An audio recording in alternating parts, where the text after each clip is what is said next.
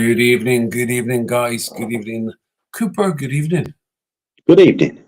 Classically handsome chap tonight. Pardon me, I'm just. You're now even more quiet than you was in the backstage. Jeez. Can everyone hear us okay? Let us know in the comments because a few comments. Deke, how you doing? Mrs. Wilson, good evening.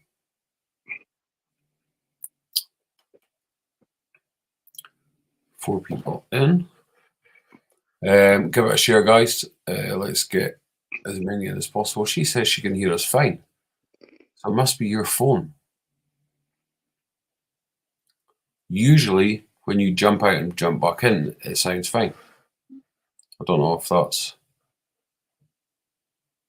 the best thing to do or not. Oh, me? Yeah. No, because it was working great. It just all of a sudden went real quiet, and now it's just stayed quiet. It was working brilliant, honestly. Backstage, it was brilliant. And then all of a sudden, it just went quiet. Do you want to try jumping out and back in? I'll give it a go.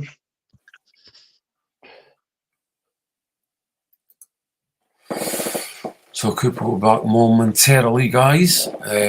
So we are going to be talking about all things. Cooper ain't as loud as you. Here's a bit. He does need to turn his hearing aid up. He does. Yeah, give it a share, guys. Put the link for the YouTube onto Facebook or whatever. Get some people in. Mr. Wicks, good evening. Quite a few things to talk about tonight. Is me and Cooper. Here he comes.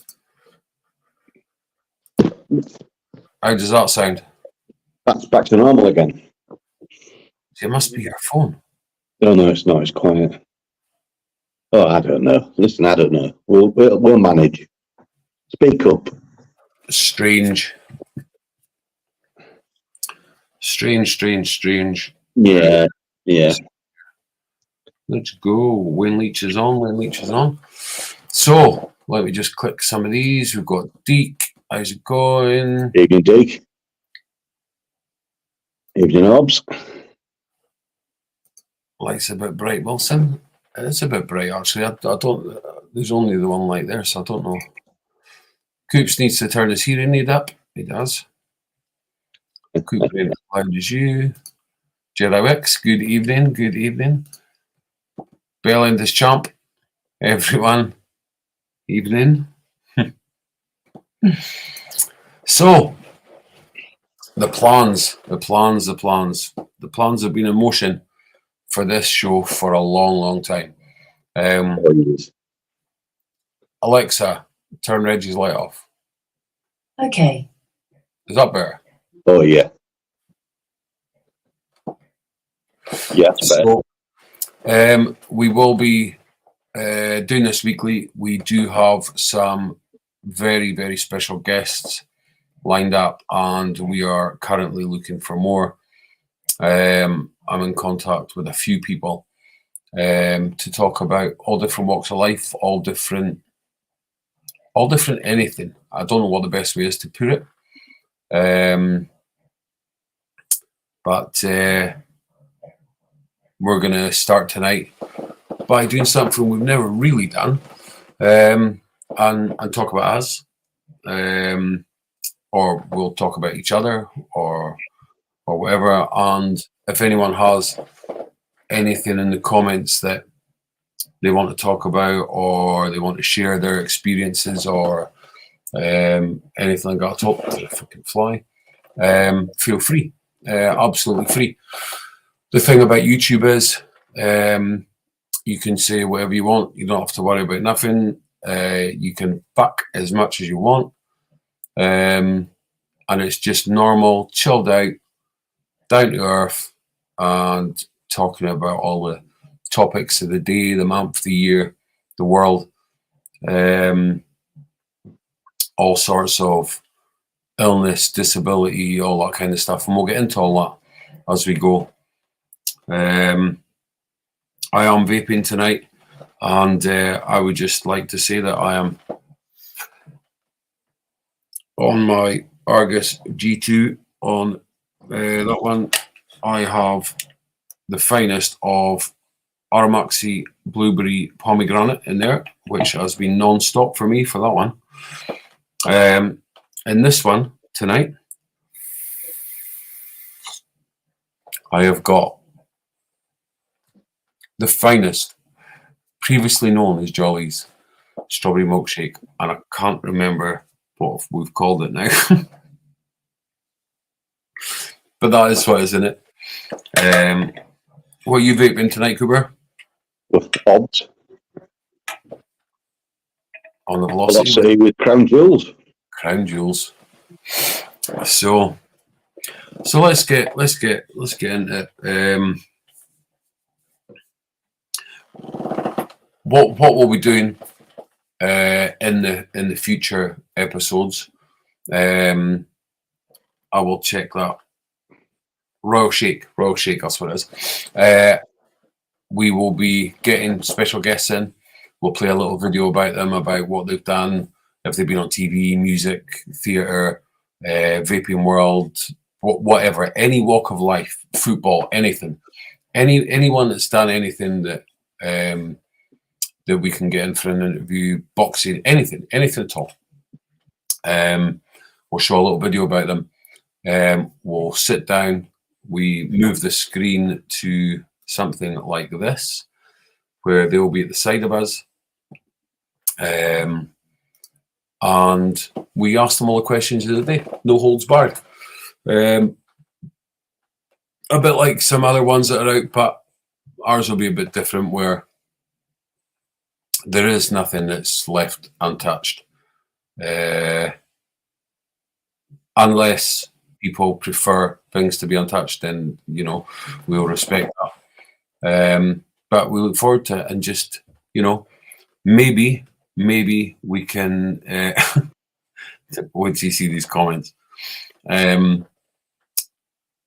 if anyone wants to come on at any time or comment about anything in particular, feel free. It's for you as much as it's for us, and we hope that maybe it will help some people with their own issues and problems, or maybe their happy stories. We'd like to hear your happy stories, and anything really that we can help with that isn't about what we normally do on our lives and we've normally done over the years. But what we have done is, from the start, always said that we would like to do like a podcast type thing, or a review type thing, or whatever, and it's came to the point now where we've talked about it, and it was time to get it going. And fortunately, we've got a few people lined up that could be quite entertaining, and we see how it goes. But I'm just going to go on the comments a second. He said, "Royal Shake, you melt." He's right. Even the Bell Enders champ said Royal Shake, is it? He's right as well. Jedi Wicks asked, "Are you getting any OF models on?" No, I do know a couple. I believe you probably do. But we'd probably get the sack. I'd probably get divorced. But I would be more than happy to put you on the screen, and I would sit at the side and not watch, just listen to this story, or I'm not saying anymore because I'll get myself in trouble. He says, "Evening, everyone." Again, comments are going all over the place. Hang on. He says, "I got a story with a happy ending." Yeah, no, that's a video, Jamie.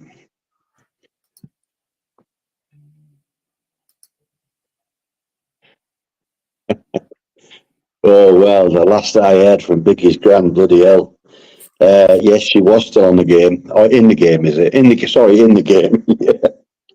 Actually, she was still both, I have a feeling that at some point during the night sessions, there could be an interview there somewhere with Biggie Smalls. I think that could be a thing at some point. Now, it's a bit like Batman and Bruce Wayne, and I don't think you ever see them in the same building. So I don't know how that would work, but I'm pretty sure we could work something out at some point. Everyone needs. I'm sure. So we're going to batter on. We're going to batter on and get chatting. And I reckon we start from the start. And I'd like to start with asking Cooper, where does Cooper come from? Where was Cooper born? What was life for Cooper? Where did he come from? I'm a Yorkshire man, a Yorkshire lad. I was a Yorkshire Bairn. I've been in Yorkshire all my bloody life. Never moved out of Yorkshire, although that said, I've lived and worked in different parts of the country. But Yorkshire is in my blood. It's the air I breathe. It's everything that I am. And you know, I've been Yorkshire all my life. I'll never get away from it. It's part of me as much as I'm part of it. And I think that's probably the same for a lot of people born in Yorkshire, not just men but women as well. You know, once Yorkshire is your place, your little tiny corner of this planet, it never leaves you. It's a way of life. It's a train of thought. It's a sense of being, and that really is me. You know, I'm just a Yorkshireman. I'm plain speaking. I've always been plain speaking since I was old enough for my mum to say to me, if it's on your mind, let it come out your mouth. And if people don't bloody like it, then that's their problem, not yours. And that's the sort of Yorkshire way of thinking about things. You know, that's just the way I'm and you know what I've always been. I've tried my hand at many things, but you can't ever take the Yorkshire out of me, and that probably is what sums me up best. You know, doesn't matter whereabouts on social media I am, whereabouts in real life I am. I'm Yorkshire born and bred, and it comes across, I hope, in, you know, the way I behave, the things I say, voicing my opinions, very direct, very honest. Not always right, sometimes wrong. When I'm wrong, I'll say I'm wrong. You know, and I learn from it. I don't pretty things up. I certainly don't skate around the edges. Never have done. Yeah, born in the 60s in Yorkshire, it carves you. It doesn't form you, it carves you. Having lived in Yorkshire for a few years, I can relate to that somewhat. In the people from the whole of Yorkshire are different in different areas, but certainly when I came to your end, it was very welcoming, and well, I was pissed when I got there, but that's a different story. That was something to do with the train. But no, you know, most I'll say, or Yorkshire people that I know are good, and a lot of famous people have come out of Yorkshire as well, and Hull and stuff like that. One of which may come on for an interview soon. Well, you know, all can't get away from it. It might have been Humberside for, you know, a few decades when the government decided to piss about with the boundaries, but it was only Humberside in name. It's always been Yorkshire. So what was life like growing up for Cooper? You know, I had a good upbringing. I had a real good upbringing. You know, Mum and Dad celebrated the 61st wedding anniversary in end of March. You know, they've been together forever and a bloody day. My dad's 86 now, not in the best of health in so many ways, but still around, still kicking, still giving me grief, and still being the bloke that brought me up. My mum, double stroke victim 4 years ago, and you know, again, not in the best of health, but they're 86 and 82 respectively. So, you know, at my age, at 57, I'm very lucky to still have them both with me. they play a big part in my life, always have done. And none more so than, as you know, Owen. These days, I've moved to live a few hundred yards away from where they do, because I look after them both, and that has its own challenges. Example being Tuesday night, I'm due to appear on a live and do a challenge, and then literally half an hour before I have to, and you've got to have your priorities right, and they put a lot of time and effort into raising me as best they could, and at this stage of life now, it's time for me to repay that and do my best to make sure that they're comfortable, healthy as they can be, and that they know that they matter. To their eldest son, I'm the eldest one of 5. And to know that they matter still, and that their lives, although in now the twilight years, mean as much to me now as it did when they were bringing me up as a lad. And I'm absolutely devoted to that, as you know. You say you're one of 5. Are you quite close bonded, or we're a strange family. I have one biological brother, and then I have an adopted brother and 2 adopted sisters. The reason being, I'm 2 years older than my biological brother. When he started school, age 5, which he did back then, my mum felt lost. There were no kids around all day long, and she wasn't handling it very well. And so her and my dad decided they would foster kids, and they've had over 100 foster kids through the front door, 3 of which became long term and ended up being adopted. So they became brothers and sisters.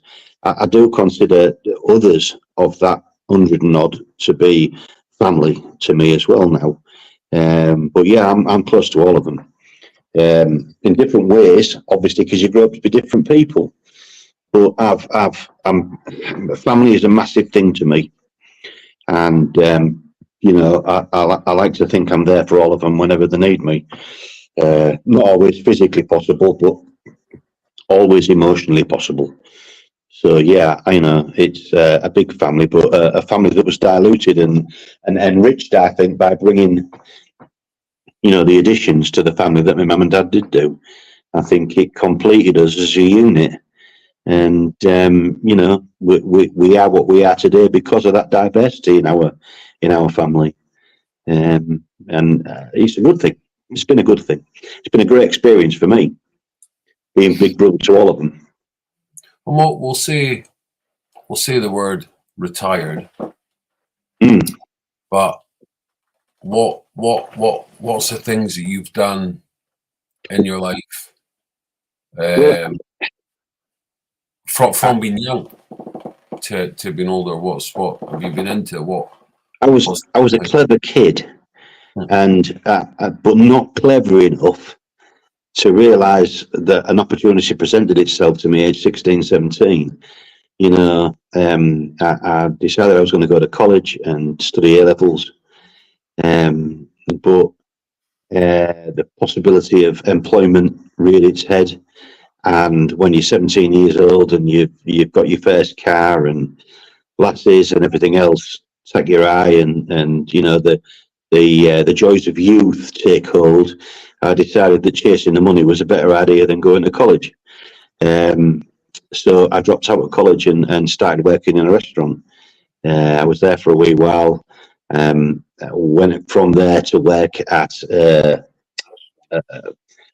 the agricultural college near Beverley, near where I was raised, and from there I went into civil engineering and ended up working and living all over the country. And it wasn't until I was 32 when I suddenly realised I was sick of getting up in the morning in all kinds of bloody weather and going out and arranging different gangs to go to different jobs. I was running my own business by that point. That perhaps further education should have been the path I took. Bearing in mind at this point, the Baines had come along, Kirsty had come along, and I decided that my brain works better than my body. and I went back to university age 32, Sydney Booker, to do my degree. And from there on in, life took a couple of twists and turns. And then I ended up in long-term employment with the council, working at the CCTV control room as operations manager. And I was there until I retired, or I was medically retired. They got rid of me because of my back and my hips and my leg. Well, now legs and knees. But there you go, that's another story. In 2021, was it 21 when I retired? Wasn't it? Yeah, I got medically retired on my 55th birthday. Yeah, 55th birthday. So coming up for 3 years ago now. And retirement has brought a completely different way of life from the professional one. Don't get me wrong, I've very much enjoyed my profession. I very much enjoyed, working as operations manager. It was great. It was brilliant. The job I found so interesting, and I was so dedicated to it. It was unbelievable. And it's had its moments, it's had its challenges, but I felt like I was doing a good thing, for the city, for the region, for the communities within the city, fight against crime, fight against antisocial behaviour, etc. And I really embraced it big time and was successful in that. By the time I retired, I was on a very good salary and in a very good position in life. And then came medical retirement, and life has gone off on a complete tangent from there. It's gone, all the way around and back again, as you know. And now going with all of the good times has came a lot of heavy loss as well. There has. I mean, we as King of Vape, we heavily invested and supported in a charity that's close to my heart. As those who have watched King of Vape over the last few years will know, my second eldest daughter sadly lost identical twin boys at 31 weeks. I've never experienced anything like that in my life before. We've been so lucky, me and my wife.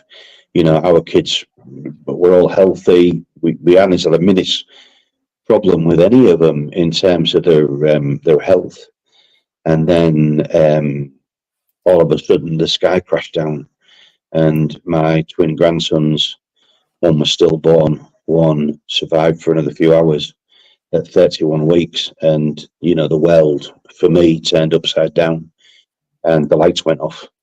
I mean, you were around then. You remember that. It was, without a doubt, the lowest point in my life.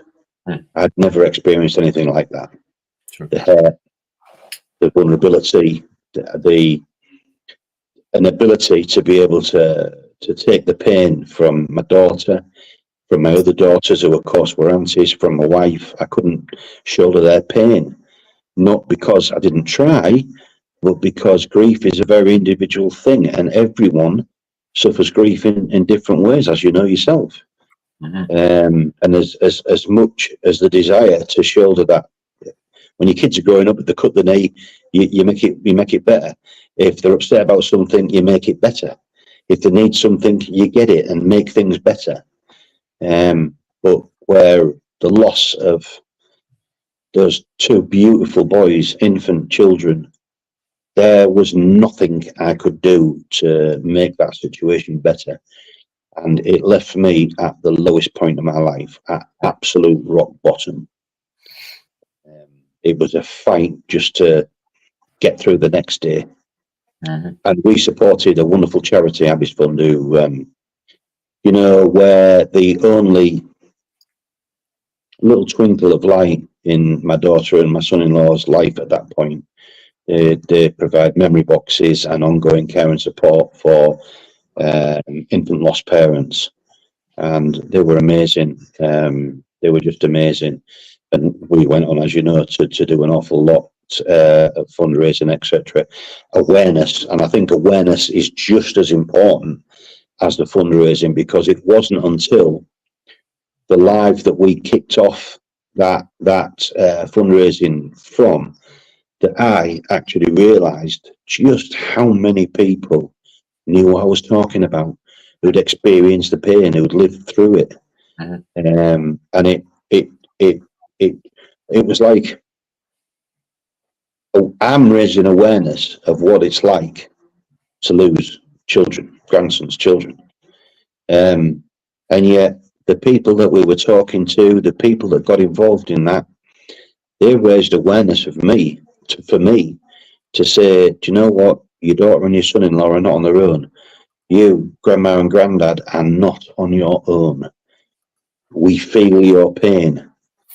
And there was so much comfort in doing what we did, talking week in, week out about one of the most difficult topics that any parent or any grandparent can talk about. There was so much comfort for me in that. You know, it almost began the climb back. Very emotional times. A lot of emotional times in that time. I remember in particular you being in a position that I didn't know that you'd come back from. Not many people would know that either. But you did, and we did, and you know.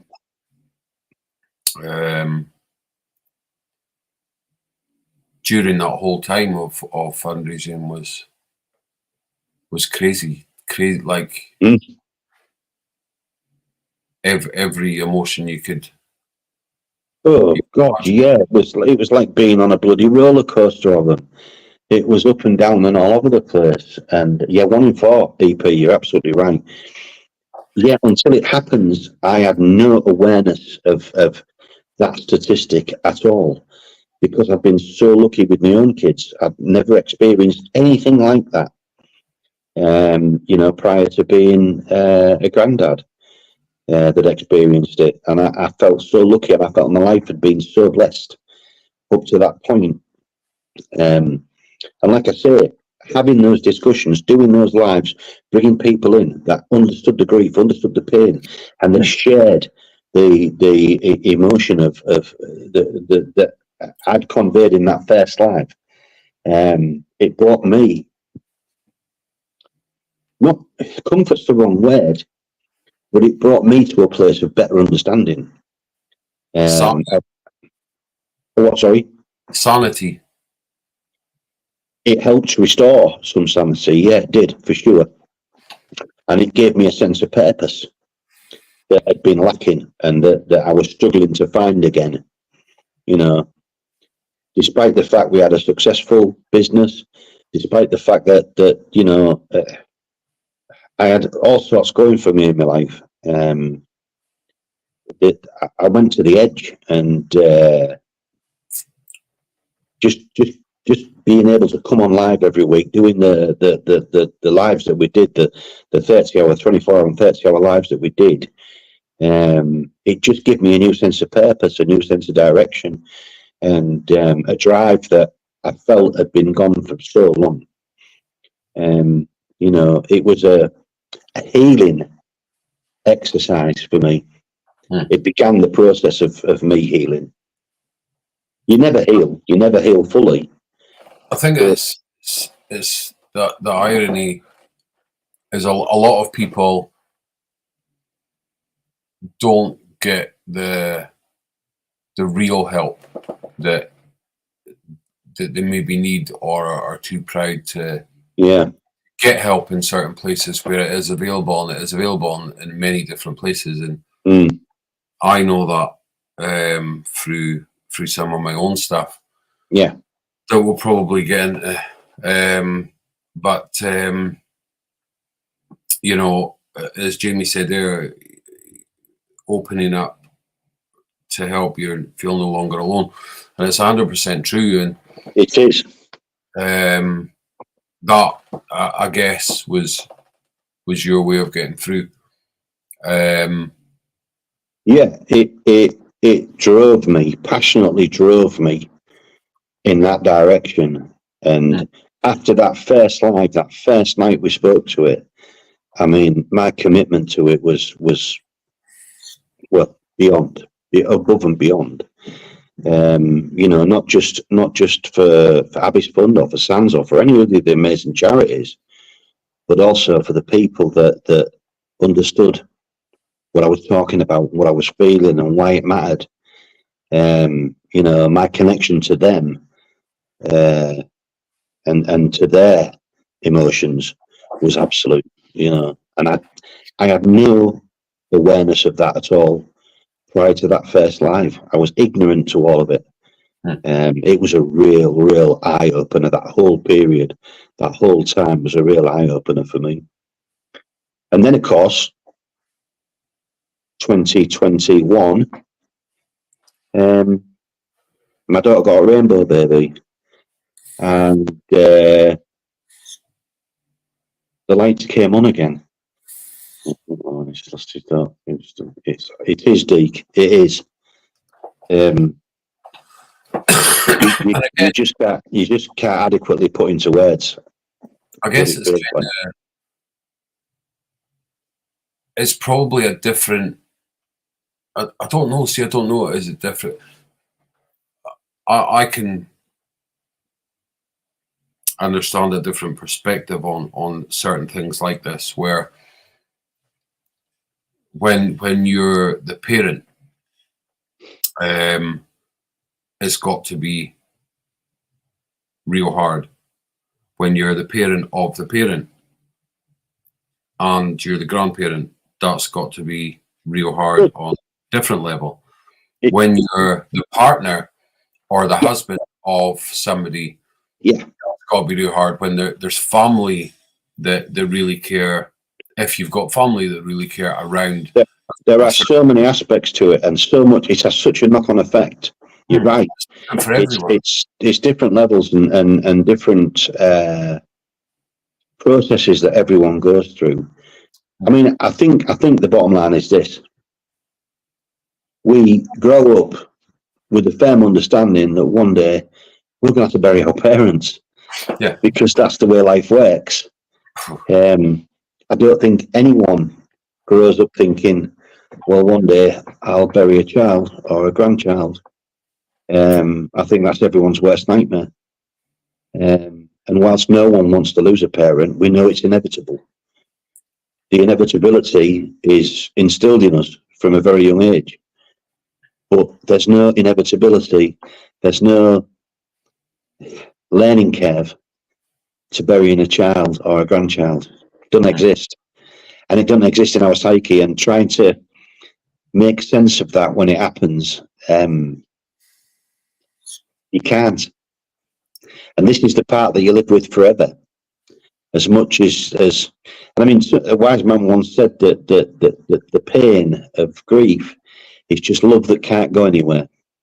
Well, I think that's as wise a thing as I've ever heard, because I was having a discussion with somebody in a similar predicament just a few months ago, and I said to her, I never want the pain, as daft as this sounds, I never want the pain to end, because as long as I feel that pain, they're alive in me. And the pain makes that real, makes it very real for me. So all of us who grieve, we look for some solace, we look for some, comfort from the grief. And yeah, we've got to find that. But that pain, it's almost like I can taste it, and if I can taste it and if I can feel it, then it matters, because it is love that just has nowhere to go. I mean, you understand grief. You lost your mum just a couple of years ago, and I saw what that did to you, and I tried so hard to be as strong for you as you were for me during that period after the boys. Grief is grief. And like I said, we expect to bury our parents. Doesn't make it any easy when it happens. So you understand grief. You know, you lost so many people in such a short period of bloody time. It just seemed to be like once a month at one point. 12 or 13, I think it was, all in a short period. But, you know, growing up, I grew up in a life where I thought everyone was invincible. Yeah. Hang on, let me just pin Orbs' comment a second. Not to say they can't, but no one feels what the mother feels when that happens. They carried that baby, they felt the baby every step of the way, and it's a pain only a mum truly feels. Men feel it, but not. Completely understand that. Like the mum, she says. I guess, you know, we'll never really understand that as guys, but I can only imagine when you've carried a baby and you've gone term or not or whatever, and you lose a baby, or you give birth to a baby that is stillborn, or whatever way it works out. I don't think anyone could feel it like a mum can feel it. Yeah, I agree. And the only way that I can, well, I said this to Kelly before, that the only way that I can understand in my way is that was when I lost my mum. Yeah. And when I lost my mum, and the bond all of a sudden very quickly was not there. The bond between a mother and a child, whether it's one way around or the other,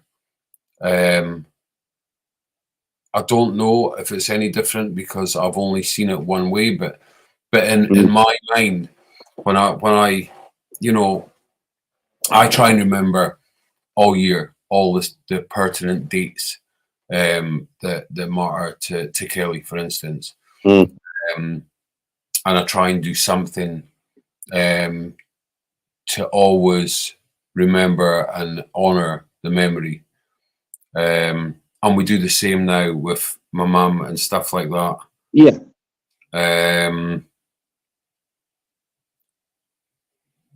A bit of a controversial one from Jamie. We'll come back in a second, but we've got to argue with that on Kelly.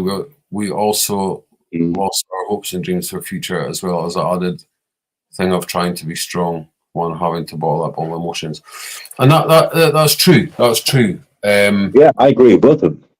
But 100%, I'm not biased at all, but I understand where Kelly's coming from. As a mum, when you carry that baby, it is, you know, you've got that baby inside you growing, and that has got to be so hard. I'm not saying it's not hard for guys or anything like that. I'm not saying that. It is. Yeah, of course it is. But I think it's still as massive a loss. It's still as massive a thing to deal with. But that bond of somebody growing inside you, I think, has got to be the biggest heartbreak of all. I think as men, right, and this is why I can agree with Orbs. As men, we don't carry the baby; it doesn't grow inside of us. We watch what happens to our wives, partners, girlfriends, whatever it might be. We listen, we feel, we prod, we poke, you know. But we can only watch, and we can only empathise with what they're going through. You know, I'm pretty lucky in that I can see this from different angles because my daughter was the mum in this case. And whilst I was granddad that lost his grandsons, I was also dad to a woman who carried twins for 31 weeks. Similar so to what you're there. I can see also, it. In many ways. Yes. Closeness and privilege of yes. And then I wanted that, Jamie. I wanted that. Kelly's coming with, I don't mean it like that, James. I mean, the pain inside is different from mum than a dad. I wasn't saying that men don't feel it, which is right. You know, it's everyone's got their grief in their own way, but I do believe that the grief is grief, as you said earlier, and everyone has it in their own way. But I do strongly believe, and I've seen it, that on pertinent dates and stuff like that, that when it's somebody that's actually carried that child, I can't imagine anything that's like that, like to that person. And you'll be the same with your daughter, you know, and other people the same. It's got to be, and that's not taking anything away from the guys at all. Nothing like that. Because I'll tell you why. It's like, you know, as I said, I try and do stuff or remember dates, and it's hard for me the best times to remember dates, but I always try and do something around that times. And although there was no biology from me, as a dad to the rest of the kids and stuff like that, biology is overrated, bro. Well, Reggie will always be one of the kids. Like, it doesn't matter what anyone says or anyone thinks or whatever. Yeah. You keep that memory alive forever, and that's from a step parent's point of view, and somebody that loves their kids more than anything in the world. Everything that we do, even down to cards and stuff like that, he's never not mentioned. He's never hidden away. The kids talk about him, and anytime they openly talk about, you know, all these things, and Kelly can as well, and you know, that's a good thing. It's crazy. There's 3 kids here, but there is 4. You know, there is, and you know, we have our shelf, our remembrance shelf, and you know, my mum's stuff on there. We've got cats on there. We've got Reggie on there, and you know, different things that Margaret has that are important to us. And my side of it really is the support side, although it does touch me as well, because I've had all my own losses, and I didn't realize so much, I suppose, until I had lost my own people. You know, and I lost a brother. I lost, you know, my brother died 3 in a fire, and you know, just before we go into that comments a minute, just jumping back a bit, my background was entirely different, and just remind me to come back to that conversation in a second. I'm just going to deviate a little bit. I was brought up in a fantastic life. I was brought up to work from a young age to earn some money. Although I was quite lazy in it, and I got a lot of help from Dad. Even when I was doing a paper round, I used to get my dad to drive me around and stuff like that. And I was a lucky kid. I was the only kid in the village that had everything. Like, and I'm not afraid to say, you know, I was an absolute spoiled child, and I had everything.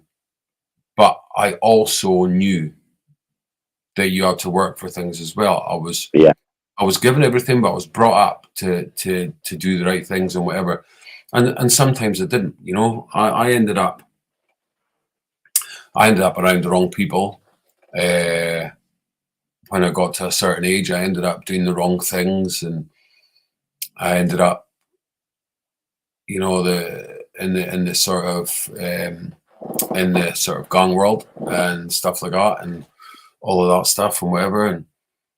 And never got into any trouble though, and you know, I never understood till I was older why that was. But you know, I mean, I did get a foot in the arse from the police and stuff like that. That's how it worked back then, because they were friends with my dad. But I was lucky in that, because of the position that my dad was in, he knew a lot of people, and I got to meet a lot of people for that and through that. Now, what I'm getting to, and we can tell my story another day or whatever, but what I'm getting to is all of these years and all of these people that surrounded us, I genuinely thought everyone would live forever. Oh, you do, yeah, you do. And I never for a second thought that anything would go wrong with my parents and stuff like that. And I thought, you know, they're all going to get to 100, and at the time they're going to get a letter from the Queen and all that stuff. And obviously the Queen's passed now as well. And, you know, and we will have my dad on telling his story. He's got some story to tell. He is one of our guests soon. Because of his profession, I was very lucky to be involved with a lot of very well-known people when I was growing up, and I loved it, but I never thought any of them would go. And then all of a sudden, one of them went. He passed away, and I was Alzheimer's that he had, and he passed away. And then it was a domino effect after that, like, and then. Well, can I take a piss break? Yeah. Everyone was passing away all over the place, and there's nothing that you could do. Like, you couldn't be there because it was locked down. You couldn't do anything. You couldn't. It was crazy, like fucking crazy. But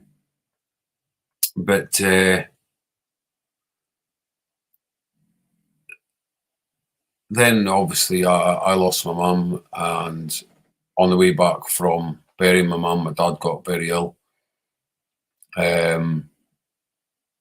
We got a phone call when we were traveling back, and we had to turn back again. And we were already going through so much stuff, and been through so much stuff in life, that when that happened, it was like, what's next? You know, in the background, there's lots of other stuff going on. However, again, that's a story for another day. But we get through the best we can because we do it together. But back to where we were at, people losing each other, people, you know, baby loss, infant loss, all the rest of it. And I go back to the next comment was Jamie's, and he says, the other thing that boiled my piss was when I did get the balls to admit I was struggling and reached out to the UK biggest child loss supporter, SANS, I was turned away. One, because I was just a dad, and two, because how we lost Oliver. Kelly says, SANS is a bag of shit. They're all about the money in their pockets rather than the people going through it. And Mark Hartfield says, hi lads.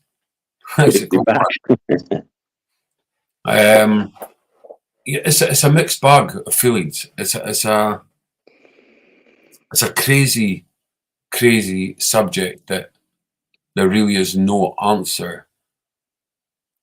There's no easy answer, that's for sure.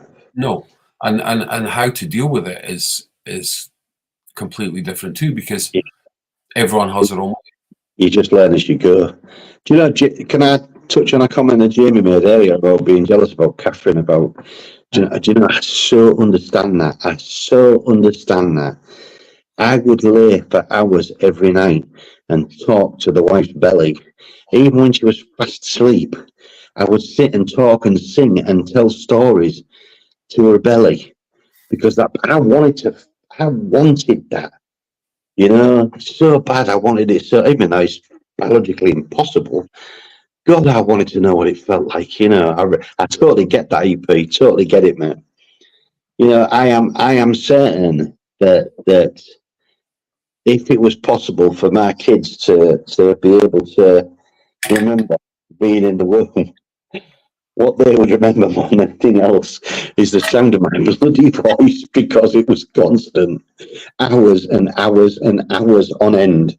Would I talk to those bairns and sing them nursery rhymes and, you know, tell them stories? I was jealous. In a weird way, I was jealous too. I wanted it so bad. It is 100% about everyone and everyone's individual feelings and stuff. 100%. I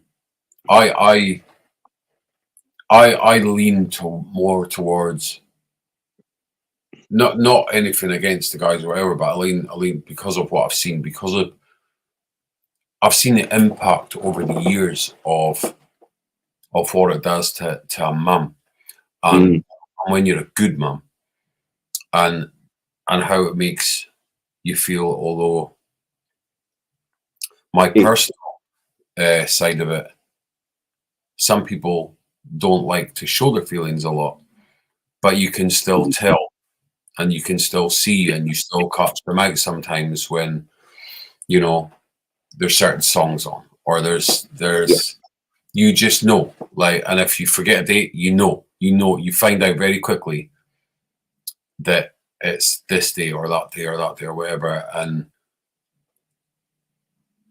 you know, with my second oldest daughter, for any amount of time, to carry a baby and it forming inside you and you feeling that, I don't think anyone can take that feeling when you lose it.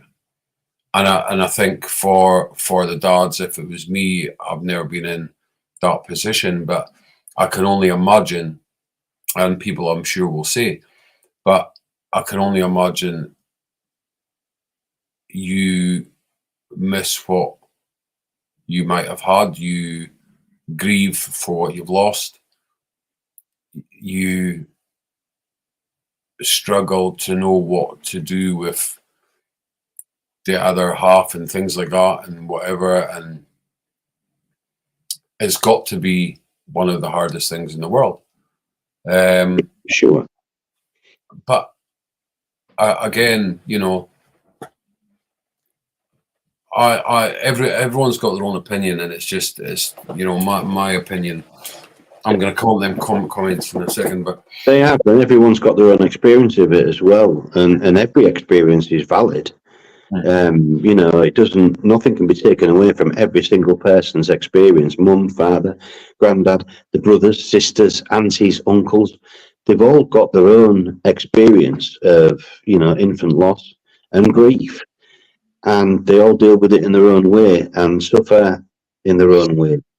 And one of the worst things about being a Yorkshireman or a Yorkshire woman is what you just said. We try to hide our emotions. It's inbuilt in us, and that was the worst thing that I did, because I couldn't, you know. And another strange aspect of this as well, and it ties into mums rather than dads, is my second eldest daughter, the one who lost the twins. When she was growing up, we could sit in a room and not speak a word, and yet we'd know what the other one was thinking. We had this almost telepathic way of just looking at each other.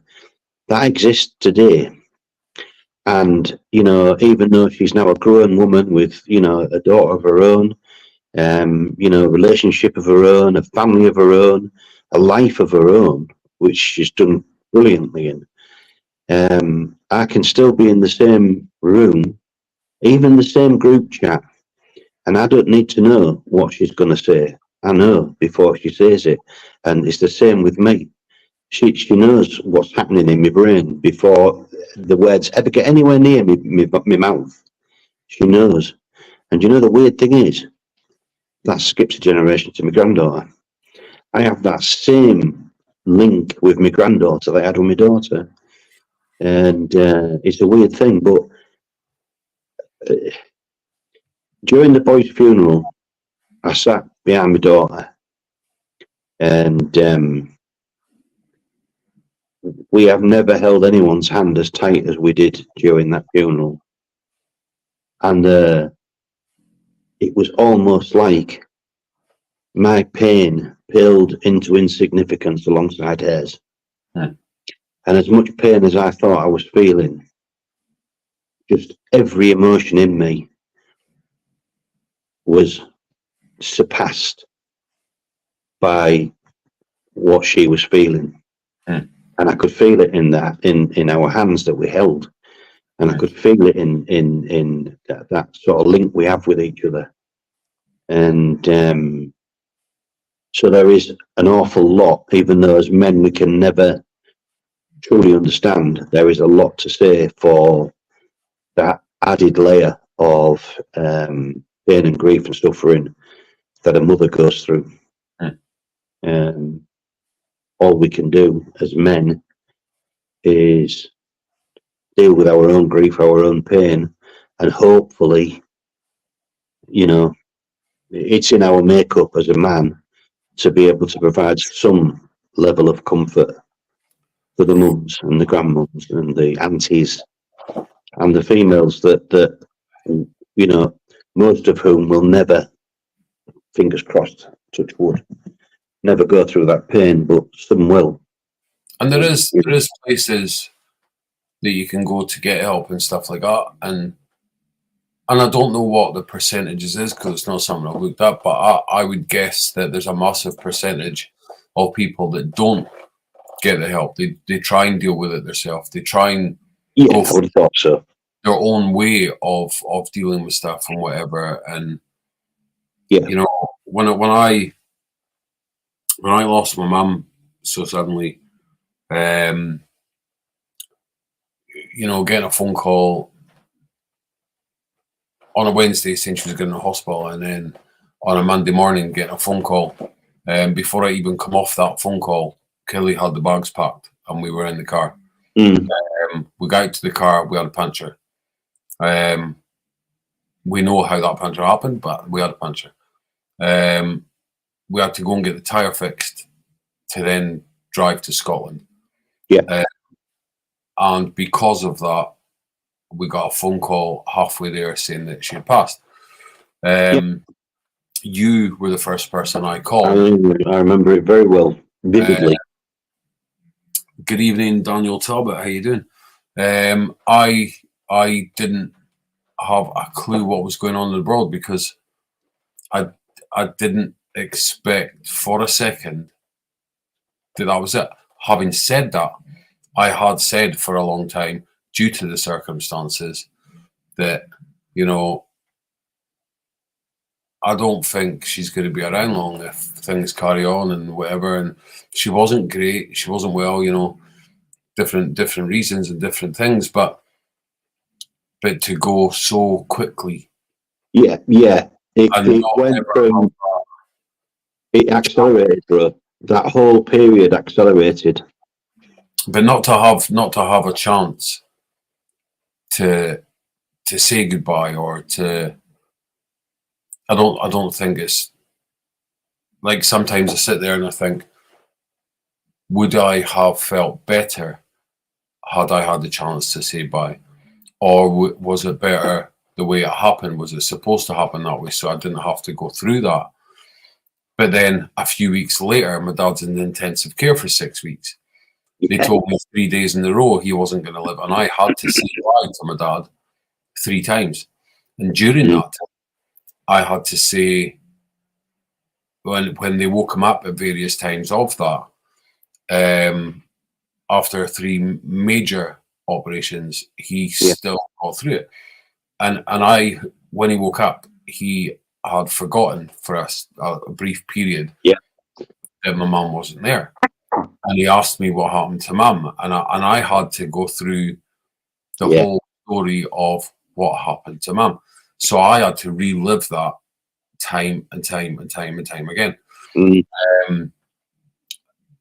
Being strange because he was the one that called me to tell me she had just passed. Utterly crazy. But again, it comes back to grief and stuff like that. And I always was brought up to get on with it, deal with it, and keep going. Now, it's easier said than done, because when my mum passed, I completely fell apart. And if it wasn't for Kelly and the kids, I don't know where I'd be today. I don't think I'd be here today. And I think you know that. I think only a few people know that. Especially when my dad got ill. But I reached out for counselling, and I had bereavement counselling, which also helped me with some other stuff that had been going on, continues to go on how to deal with certain situations and things like that. Because when I was growing up, as I explained earlier, there was a way of dealing with things when I was younger, and now it's different. When kids are involved, there's a different way of dealing with stuff that maybe isn't the way that you want to deal with it, but it's the way you have to, because you've got to show an example to them kids. And again, jumping back to losing kids and stuff like that, you've got to keep that alive, but you've also got to keep their hopes alive for everything else. And then when you throw a sick child into the mix, it makes it even harder, because no matter what's going on around, and maybe I'm only realizing it now, or I've been realizing it lately, but no matter what goes on and no matter what people do to try and take you down, it makes no difference, because when you look around your four walls and you've got what you have, nobody can touch that. Life has a wonderful way of teaching you perspective, bro. None more so than last year. We celebrated your wedding, and just weeks afterwards, the world fell apart with Harper's diagnosis. It went from one extreme to the other. But life has a way of teaching you perspective, and I've learnt this from a young age. When you are able to recognise the things that are important and the things that really matter, all the stuff that irks you becomes fucking meaningless. Yeah. I was speaking to people on the phone in the last couple of weeks, relating to my health and my issues. Not many people know, but I'm waiting. I'm sitting in my wheelchair just now, but I'm waiting on an imminent delivery of a new powered wheelchair because of one of my conditions that was added recently. To the long list. The woman told me today. I was speaking to a woman today, and she told me the right way to say it. It's chronic anestheticitis. Oh fuck knows. It affects your elbows and your knees. So because of my back condition and everything else, my knees and my elbows. So I have to get a powered wheelchair. Yeah. Now, for me, that's a big deal, because I don't think. Now, you wouldn't have known when I got my wheelchair originally, and it was real tough. Like, people don't understand when you are a full working man that works hundreds of hours a week and you go non-stop and you live life to the max, and all of a sudden they hand you a wheelchair that you have to use because it's the only way you can get around. It's tough. But as you know, and as other people know from then until now, I chose to fight. And if I can be on my feet, if I can be on my legs, I will. And people can judge and people can say whatever. But if my kids can see me fighting, especially with the situation at the moment with Harper being on, if she can see somebody fighting, then she will fight more. And that's my opinion. And so this new chair coming is it's a hard one. It's however, it is one of these things that will help. It's one of these things that will make life a bit easier. I will still be on my feet as much as physically possible, because I'm stubborn and Scottish and whatever. And I can't remember the point I was getting to, but because you're Scottish and go off on a bloody tangent, you. Yeah. The Scots do this. What I do know is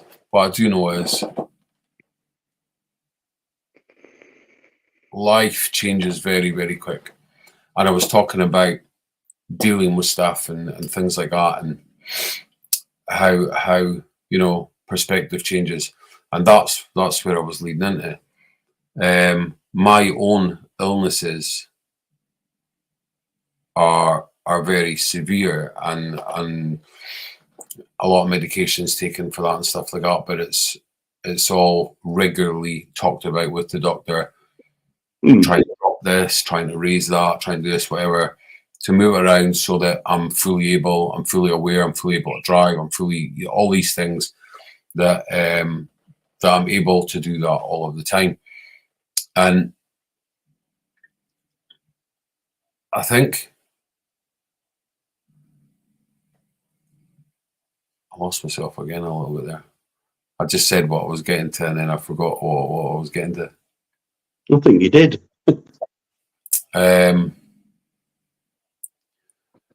It's yeah, everything pales in insignificance to something else. When Harper got ill, for me,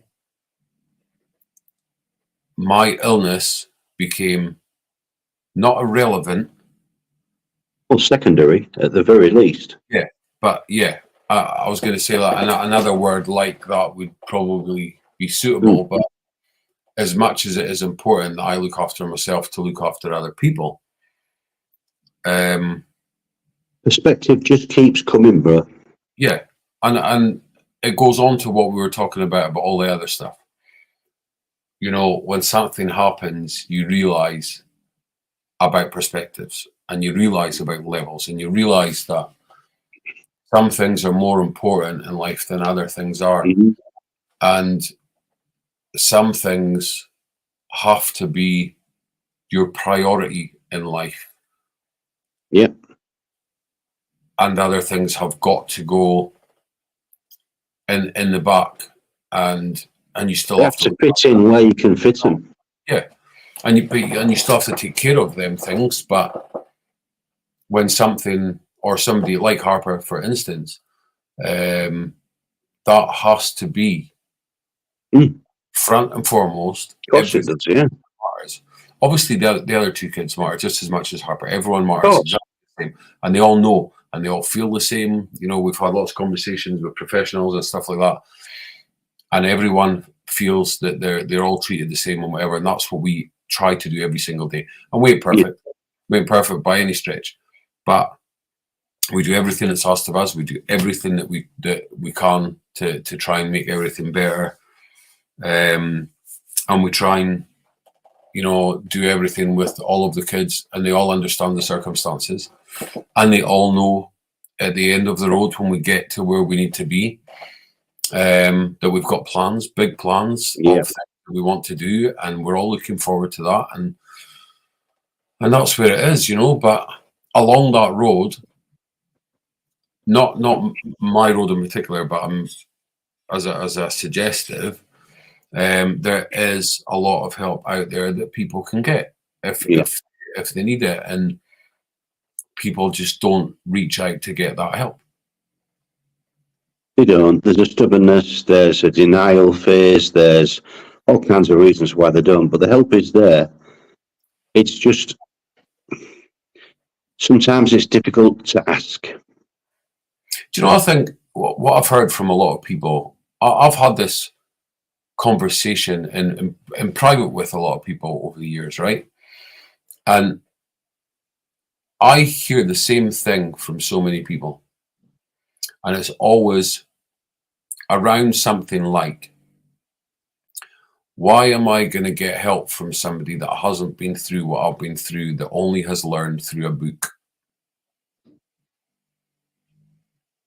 Well, maybe that person's trained, studied, and has good an understanding of the way to heal, the way to soothe, the way to manage, not necessarily the sufferance, but, you know, the condition, and to try and improve what life has chucked at you.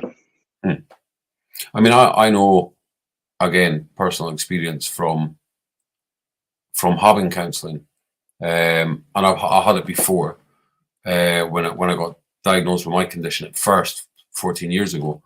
I had counselling then to deal with the wheelchair thing. Like I couldn't, and I was bedbound at the time, completely bedbound.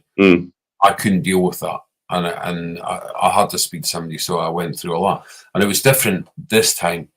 It was a long while ago now, but when I had the counselling when my mum went, which is nearly 3 years now, it's crazy. But I learned that the woman I spoke to was fantastic, and I guess what I'm trying to say is, people have these opinions of counselling. They have these opinions of psychology and psychiatry and all this stuff and whatever. I would have preferred beforehand that I spoke to somebody that knew exactly what I was dealing with. However, they always tell you that they're going to give you some tools to put in a box, and you'll use that toolbox when you need it. And that's what they always say. And the second thing they always say to you is the same as what you do when you get on a plane. They say to you, put your mask on before you put somebody else's mask on. And so I've always remembered those things, and I remember the tools in the box, and I don't always use them, and it's hard sometimes, but it doesn't matter that some of these people haven't gone through these things, but they wouldn't be doing the job they're doing if they weren't qualified to do it. I think it also depends who you're lucky enough to get on the phone at the time. But my opinion is, if you need help, then I believe you should reach out and get the help, because it changes your opinion of so many different things. And when you open the door, and you knew me when my door was firmly closed. I talked to you about stuff, and to the outside world, nobody would know anything. And then when I started talking to Kelly, she's the only other person in the world that, and you know this, that she smashed that door down. Do you know what I mean? And no other way but you talk and tell me, even though she's not the kind of person that talks and tells, unless it's something that's really, really bothering her or whatever. She opened the door for me, and you know, to be the person that's been there for everyone else, and then all of a sudden be the person that needs that help, is a crazy, crazy place to be. It's a couple of extremes that, you know. I know from different platforms and stuff like that people will come to you with issues and problems and whatever and stuff like that. But when you're the person, I don't know if you feel the same, but when you're the person that needs the help, all of a sudden it seems to disappear. And there's only a certain amount of people that are around when you need that. And it's whether it's you yourself that prevents that because of the way you become when something happens, or whether it's people don't know how to deal with it because you're the guy that's always got the answers. I'll never understand. But what I do understand is there's a few people there that have been there, and you know, that is a strange dichotomy, and perhaps that is a discussion for another podcast. Maybe, or a night session. Who knows? But, now then, we have covered a wide variety of topics this evening, boys and girls. But if you've got a topic that you'd like to have covered, then by all means bring it to one of us, and we'll work it into the night sessions in one way or another. We want these to be very open-ended, very interactive. And, even if you're not watching this live, if you're watching a replay on there, leave a comment. We'll catch up with it and we'll try and incorporate that at some point in another night's session, to come. I mean, some of the stuff that we've got coming up, there's going to be a lot of laughs. There's going to be a lot of heartbreak. There's going to be a lot of emotions. There's going to be it's as he said, completely open-ended. There's so many things that we want to bring to the table that other shows or other platforms don't do. It's all about one thing. It's all about one thing only, or it's all about one subject or whatever. And we're open to absolutely anything at all. We give our opinions. We say what we think. We'll be interviewing people. We'll be having a great laugh with some people. And they too have got their own issues, problems, and they'll probably be willing to talk about these things as well. But just to, in the comments tonight alone, it's good to have the objection of everyone, where everyone's got a different opinion, and I completely understand that. I've got my opinion. Cooper's got his opinion. Everyone in the comments got their opinion, and from Yorkshire, I'm right, you're wrong. Everybody else is wrong. Until I'm proven wrong. What we need is the opinions of everyone, because we can be that platform where you can say how you feel. Nobody can tell you any different, because your opinion matters no matter what it is, no matter if it's right or wrong or whatever. They're all valid. Although just for the record, my wife's always right. I'm just saying. Yeah. But or my orbs or my I've got lots from saying, because then I get in trouble, and it's one of them. Anyway, it's been interesting tonight, guys. It's been interesting. Yeah, I've enjoyed it. We have got a lot of stuff to cover. We've got a lot of people to speak to try and get in. I've got a few ideas of people, and it could go all the way from music to paranormal.